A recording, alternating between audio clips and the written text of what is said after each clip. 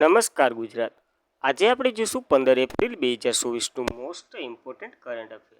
તે પહેલાં ચેનલ ઉપર નવા હોય તો ખાસ કરીને વિડીયો તમને કેવો લાગે વિડીયો પૂરો જોજો, ત્યારબાદ ચેનલને સબસ્ક્રાઈબ કરજો. તાજેતરમાં વિશ્વ પાચનશીલ દિવસ ક્યારે ઉજવવામાં આવ્યો છે? તો 11 એપ્રિલના રોજ આ દિવસ ઉજવવામાં આવે છે. તો તાજેતરમાં વિશ્વ પાચનશીલ દિવસ 2024 11 એપ્રિલના રોજ ઉજવવામાં આવ્યો છે. ખાલી વનના સ્વરૂપે યાદ રાખજો. હવે તાજેતરના એપ્રિલ મહિનાના બધા જ દિવસોનું એકવાર રિવિઝન કરી લઈએ ફટાફટ. 1 એપ્રિલે તો કે ઉત્કર્ષ દિવસ, 2 એપ્રિલે તો કે વિશ્વ ઓટિઝમ જાગૃત દિવસ, 4 એપ્રિલે તો ખાણ જાગૃત દિવસ ઉજવવામાં આવે છે, 5 એપ્રિલે તો કે આંતરરાષ્ટ્રીય અંતરામ દિવસ અને રાષ્ટ્રીય દરિયાઈ દિવસ ઉજવવામાં આવે છે, 6 એપ્રિલે તો કે આંતરરાષ્ટ્રીય રમતગમત દિવસ, રાષ્ટ્રીય હાથ બનાવટી દિવસ અને રાષ્ટ્રીય પુસ્તકાલય દિવસ વગેરે ઉજવવામાં આવે છે, 7 એપ્રિલે તો કે વિશ્વ આરોગ્ય દિવસ ઉજવવામાં આવે છે, 10 એપ્રિલે તો કે વિશ્વ હોમિયોપેથી દિવસ ઉજવવામાં આવે છે, 11 એપ્રિલે તો કે વિશ્વ પાર્કિન્સન્સ દિવસ ઉજવવામાં આવે છે અને 12 એપ્રિલની વાત કરીએ તો માનવ અવકાશ ઉડાનનો આંતરરાષ્ટ્રીય દિવસ ઉજવવામાં આવે છે. તો મિત્રો, આ બધાય એપ્રિલ મહિનાના દિવસોનું એકવાર રિવિઝન કરી લીધું. ત્યારબાદ નેક્સ્ટ પ્રશ્ન તરફ. તાજેતરમાં અંડર વોટર ડ્રોન મંત્રાલયે કોણે લોન્ચ કર્યું છે? તો USA એટલે કે અમેરિકાએ લોન્ચ કર્યું છે તાજેતરમાં અંડર વોટર એટલે કે દરિયાની અંદર રહેશે. તો તાજેતરમાં અંડર વોટર ડ્રોન મંત્રાલયે USA લોન્ચ કર્યું છે. આ ડ્રોન શું કરશે? તો કે પાણીમાં રહેશે. તે એક માછલીના નામ ઉપર રાખવામાં આવ્યું છે. આનું નામ તો ખાસ કરીને યાદ રાખજો. મંત્રાલય US દ્વારા બનાવવામાં આવ્યું છે અને એને લોન્ચ પણ કરી દીધું છે. હવે ત્યારબાદ કરંટ અફેર જોઈ લઈએ પાણીને લગતું. તો કે પાણીની અંદર લેન્ડમાર્ક શોધવા માટે ભારતની પ્રથમ અંદર મેટ્રો ટ્રેન ક્યાં છે? તો કે મેટ્રો કોલકાતામાં છે. હુગલી નદીમાં વાહન ક્યાં લોન્ચ કરવામાં આવ્યું હતું? તો કે નિરાક્ષી નામનું એક વાહન પર લોન્ચ કરવામાં આવ્યું હતું હુગલી નદી ઉપર. ત્યારબાદ બધા જ ડ્રોનની એકવાર નજર કરી લઈએ. તો કે પ્રથમ સ્વદેશી સ્ટાઇલાઇટ ડ્રોન દ્રષ્ટિએ ભારત 10મા નૌકાદળમાં સામેલ થનાર અદાણી સંરક્ષણ અને એસ4 બનાવી રહ્યું છે. હવે IIT જમ્મુ સાઉથ આધારિત એન્ટી ડ્રોન સિસ્ટમ વિકસાવવામાં આવી રહી છે. Garud export border portal surveillance drone launch કર્યું છે. તેનું નામ તો કે ત્રિશુલ રાખ્યું છે. અને ગરુડ એરોસ્પેસ બોર્ડર પોર્ટમ બંદર તો કે ત્રિશુલ છે. અને ભારતનું ડ્રોન શક્તિ 2023નું આયોજન તો કે ગાઝિયાબાદ ઉત્તર પ્રદેશમાં થવાનું છે. ભારતીય ઇન્દ્રજાળ નામનું વિશ્વનું પ્રથમ AI સંચાલિત એન્ટીગ્રાફ ડ્રોન સિસ્ટમ લોન્ચ કરી હતી. તો આ પોઈન્ટ પર નોંધવો. ભારતનું પ્રથમ પોલીસ ડ્રોન યુનિટ ક્યાં શહેરમાં શરૂ કર્યું હતું? તો કે ચેન્નાઈમાં. ભારતનું પ્રથમ ડ્રોન પરીક્ષણ કેન્દ્ર ક્યાં ખુલશે? તો કે તમિલનાડુમાં. અને PM નરેન્દ્ર મોદી દ્વારા ભારત ક્યાં પેસેન્જર ડ્રોનનું અનાવરણ કરવામાં આવ્યું હતું? તો કે વરુણનું. આ ખાસ કરીને IMP છે. હિમાચલ પ્રદેશ ડ્રોન નીતિને મંજૂરી આપનાર પ્રથમ રાજ્ય બન્યું હતું.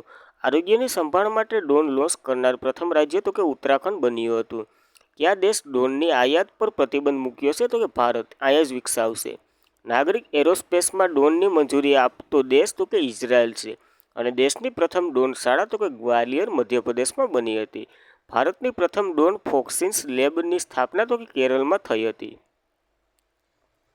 આ ડ્રોનને લગતું કરંટ અફેર જોઈએ. ત્યારબાદ તો તાજેતરમાં વિશ્વ એશિયન રેસલિંગ ચેમ્પિયનશિપ 2024નું આયોજન ક્યાં થઈ રહ્યું છે? તો કઝાકિસ્તાનમાં આનું આયોજન હાલ શરૂ છે. તો તાજેતરમાં વિશ્વ એશિયન રેસલિંગ ચેમ્પિયનશિપ 2024નું આયોજન કઝાકિસ્તાનમાં આયોજન થઈ રહ્યું છે. તો હવે ઓનલાઈન સ્વરૂપે યાદ રાખજો. આનું આયોજન એપ્રિલમાં શરૂ છે. 12થી 16 એપ્રિલ સુધી આનું આયોજન શરૂ રહેશે. ત્યારબાદ પાછી આ એન્ડ થાય તો આની ડિટેલ કરશું વિનર અને ત્યારે સંપૂર્ણ ડિટેલ જોઈ લેવું. હાલ તો કે કઝાકિસ્તાનની વાત કરીએ તો તેનું કેપિટલ તો કે બિશ્કેક છે. સળંગ તો કે SOM છે એટલે કે સોમ છે. અને પ્રમુખ તો કે શારીર ઝાપોરોવ છે. તો ખાસ કરીને આ કઝાકિસ્તાન વિશે યાદ રાખવું. ત્યારબાદ તાજેતરમાં સી ડ્રોન સંરક્ષણ પ્રણાલી કોણે તૈયાર કરી છે? તો આ ઇઝરાયેલે તાજેતરમાં આ પ્રણાલી શરૂ કરી છે. કઈ? તો કે સી ડ્રોન સંરક્ષણ પ્રણાલી.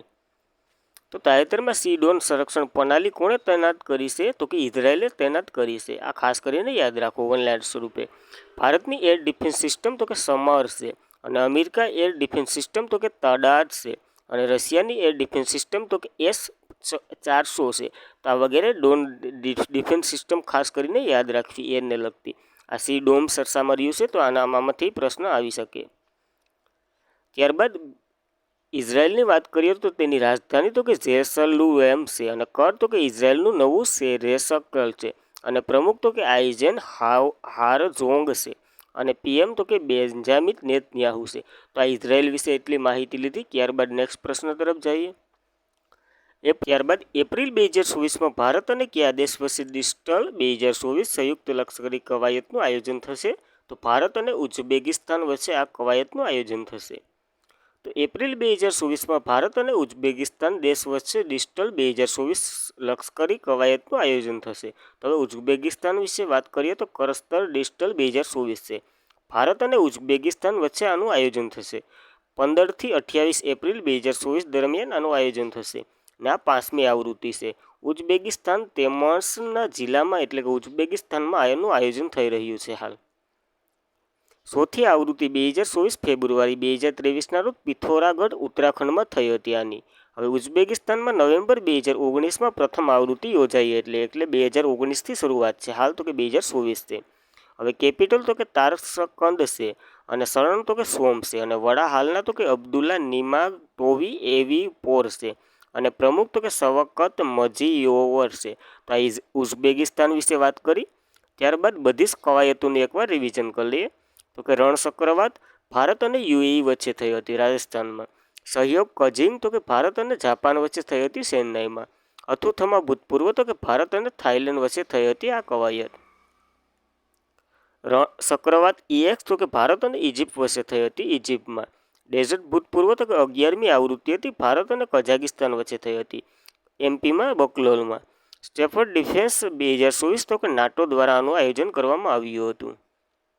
ડેઝર્ટ નાઇટ ભૂતપૂર્વ તો કે ભારત ફ્રાન્સ અને યુએઈ વચ્ચે આનું આયોજન થયું હતું. અરબ સમુદ્રમાં આનું આયોજન થયું હતું. હંમેશા તાનસીનનો અભ્યાસ કરો તો કે ભારત અને સાઉદી અરેબિયા વચ્ચે આનું આયોજન થયું હતું રાજસ્થાનમાં. હવા શક્તિ તો કે ઇન્ડિયન એરફોર્સ દ્વારા આનું આયોજન થયું હતું પોખરણ રાજસ્થાનમાં. મિલન ભૂતપૂર્વ તો કે ભારતીય નૌકાદળ વચ્ચે આયોજન થાય છે વિશાખાપટ્ટનમમાં હાલનું આયોજન થયું હતું. દોસ્તી ભૂતપૂર્વની વાત કરીએ તો ભારતીય અને માલદીવ અને શ્રીલંકા વચ્ચે આયોજન થયું હતું. માલદીવમાં તેનું આયોજન થયું હતું.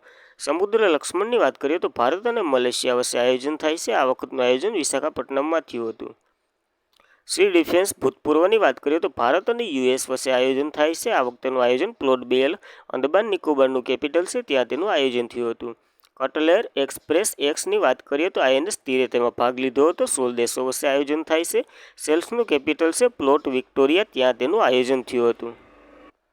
તાજેતરમાં ઓનલાઈન આધાર ATM સેવા કોણે શરૂ કરી છે? તો કે IPPBPA એટલે કે ઇન્ડિયન પોસ્ટ પેમેન્ટ બેંકે આ સેવા શરૂ કરી છે. તો સરસામાં છે. તો તાજેતરમાં ઓનલાઈન આધાર ATM સેવા ઇન્ડિયન પોસ્ટ પેમેન્ટ બેંકે શરૂ કરી છે. હવે ESPS આધારિત સક્ષમ ચૂકવણી સિસ્ટમ છે. તેમાં ભારતનું પ્રથમ ગ્રીન ATM ક્યાં ખુલ્લું મૂકવામાં આવ્યું હતું? તો કે ગુરુગ્રામમાં.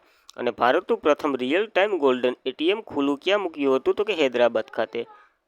બેક દેશનું પ્રથમ ફ્લોટિંગ ATM ખુલ્લું કર્યું છે? તો કે SBIએ. અને ભારતનું પ્રથમ UPI ATM તો કે હિટાચી પેમેન્ટ સર્વિસમાં શરૂ કરવામાં આવ્યું હતું. ત્યારબાદ પેરિસ ઓલિમ્પિક ગોલ્ડ મેડલ જીતનાર ટ્રેક અને ફિલ્ડ એથ્લેટ વર્લ્ડ એથ્લેટિક્સ દ્વારા કેટલી રોકડ રકમનો પુરસ્કાર આપવામાં આવશે? તો કે 50,000 રોકડ રકમનો પુરસ્કાર આપવામાં આવશે આ પેરિસ ઓલિમ્પિક ગોલ્ડ મેડલ જીતનારને. તો પેરિસ ઓલિમ્પિક ગોલ્ડ મેડલ જીતનાર ટ્રેક અને ફિલ્ડ એથ્લેટને વર્લ્ડ એથ્લેટ દ્વારા 50,000 રોકડ રકમનો પુરસ્કાર આપવામાં આવશે. આની પહેલાં આને કંઈ નહોતું આપવામાં આવતું. તે રાજ્ય સરકાર દ્વારા તે જે ગોલ્ડ અથવા તો સિલ્વર જીતે તેને આપવામાં આવતા હતા રોકડ રકમ. એ રાજ્ય સરકાર આપતી હતી. હાલ તો કે અન્ય નવો નિયમ બહાર પાડ્યો છે કે રોકડ રકમ પુરસ્કાર આપવામાં આવશે. તો ઓલિમ્પિકનું આયોજન કરવામાં આવતી આંતરરાષ્ટ્રીય ઓલિમ્પિક સમિતિ દ્વારા કોઈપણ વિજેતાને રોકડ પુરસ્કાર આપવામાં આવતો નહોતો પહેલાં. જોકે ઘણા દેશો રાષ્ટ્રીય રમત સંસ્થા વગેરે તેમના રમતવીરોને ઓલિમ્પિક મેડલ જીતનારને પ્રોત્સાહન આપતું હતું તરીકે રોકડ ઇનામ આપતું હતું. એટલે કે રાજ્ય અથવા તો દેશ આપતું હતું તેને રોકડ રકમ. ત્યારબાદ વર્લ્ડ એથ્લેટિક્સને જાહેરાત કરી છે કે પેરિસ ઓલિમ્પિકમાં 2024માં ગોલ્ડ મેડલ જીતનાર એથ્લેટ ઇનામી રકમ આપશે. જે ટ્રેક અને ફિલ્ડ આધુનિક ઓલિમ્પિક ઇનામની રકમ ઓફર કરવાની પ્રથમ રમત બની ગઈ છે. આ એટલા માટે ખાસ IMP ગણાય છે મિત્રો આપણા માટે. ગોલ્ડ મેડલ માટે $50,000 ઇનામ રકમ વર્લ્ડ એથ્લેટને 2028 લોસ એન્જિસ ઓલિમ્પિક સિલ્વર અને બ્રોન્ઝ મેડલ માટે ઇનામની રકમ રજૂ કરવાની યોજના ધરાવે છે. હવે સમર પેરિસ ઓલિમ્પિક્સ 26 જુલાઈથી 11 ઓગસ્ટ 2024માં પ્રથમ સમર ઓલિમ્પિક એથ્લેટમાં ગ્રીસમાં 1896માં વિશ્વ એથ્લેટ યોજાઈ હતી. તો આ પ્રથમે જોઈ ગયા ગ્રીસમાં યોજાઈ હતી 1896માં. તો ખાસ કરીને પોઈન્ટો નોંધવા. ઓલિમ્પિકની વાત કરીએ તો ઓલિમ્પિકની રચના તો કે 17 જુલાઈ 1912માં થઈ હતી. હેડક્વાર્ટર તો કે મોનાકો ખાતે આવેલું છે અને પ્રમુખ હાલના તો કે સેબેસ્ટિયન કો છે. અને 4 નવી રમતો એડ થઈ છે: બોક્સિંગ, સ્પોર્ટ ક્લાઇમ્બિંગ અને શેટલ બોક્સ અને સર્ફિંગ. તો આ ખાસ કરીને યાદ રાખવું. ત્યારબાદ તાજેતરમાં association of summer Olympic international ફેડરેશનના પ્રમુખની પદ પર કોને નિમણૂક કરવામાં આવી છે? તો કે ઇગમાર ડી વોસને તાજેતરમાં આ પ્રમુખ તરીકે નિમણૂક કરવામાં આવી છે. તાજેતરમાં association of summer Olympic international ફેડરેશનના પ્રમુખ પદ તરીકે ઇગા ડી વોસની નિમણૂક કરવામાં આવી છે. તો ટૂંકમાં યાદ રાખવાનું, વોસની નિમણૂક કરવામાં આવી છે ઓલિમ્પિક ઇન્ટરનેશનલ ફેડરેશન તરીકે. હવે તો ઇન્ટરનેશનલ ઓલિમ્પિક કમિટીની વાત કરીએ તો તેમની રચના 23 જુલાઈ 1894માં થઈ હતી. મુખ્ય મથક તો કે લોસન સ્વિટ્ઝરલેન્ડમાં આવેલું છે અને હેલ હાર્ડના કોણ છે? તો કે થોમસ બેન્સ છે. તો ખાસ કરીને યાદ રાખવું આ. ત્યારબાદ મિત્રો ઓનલાઈનના સ્વરૂપે કરંટ અફેર જોઈ લે તે પહેલાં ચેનલ ઉપર નવા હોય તો ખાસ કરીને સબસ્ક્રાઇબ કરી વિડીયોને શેર કરો અને પસંદ આવે તો લાઇક કરો, વરના તમારા સજેશન કોમેન્ટ કરો. તાજેતરમાં યુએસ શ્રેષ્ઠ વૈજ્ઞાનિક પોસ્ટર એવોર્ડ 2023 ડૉક્ટર અગ્રવાલ આંખની હોસ્પિટલ છે તેને એનાયત કરવામાં આવ્યો છે. ઓપરેશન મેઘદૂતની 40મી વર્ષગાંઠ 13 એપ્રિલ ઉજવવામાં આવી છે. નેપાળના બેટ્સમેન ડિફેન્સી એર ઇન્ટરનેશનલ T20માં 1 ઓવરમાં 6 સિક્સ મારનાર વિશ્વના ત્રીજા ખેલાડી બન્યા છે. તો પ્રથમ કોણ હતા તે તમારે કોમેન્ટ કરવાનું છે. અસીર ગોવરે તાજેતરમાં મેડિકલ લોન એપ ઝેરોપ નામે લોન્ચ કરી છે. તો ખાસ કરીને યાદ રાખવું, આ જે વ્યક્તિ દવાખાનામાં જાય એના એક લોન સ્વરૂપે આપશે. વર્લ્ડ સાયબર ક્રાઇમ ઇન્ડેક્સમાં રશિયાએ ટોચ ઉપરનું સ્થાન મેળવ્યું છે. રશિયાએ અંગારા એર રોકેટ સફળતાપૂર્વક લોન્ચ કરી છે. બાબા સાહેબ આંબેડકરની જન્મજયંતિ 14 એપ્રિલના રોજ ઉજવવામાં આવી છે. દેશમાં વિવિધ ભાગોમાં પરંપરાગત લાણગીના તહેવારની વૈશાખી વસુ અને બોહાંગ બિહુની ઉજવણી શરૂ થઈ છે. વર્લ્ડ ટ્રેડ ઓર્ગેનાઇઝેશને ગ્લોબલ ટેક આઉલ્યુશન એન્ડ સ્ટેટિસ્ટિક્સ રિપોર્ટ 2023 બહાર પાડ્યો છે.